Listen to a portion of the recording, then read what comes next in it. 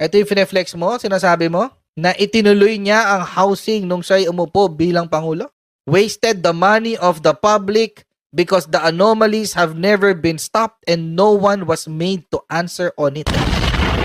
Ano ulit yung sinabi ni Digong? Not even a whiff of corruption. May maamoy lang akong konti na korupsyon, tanggal.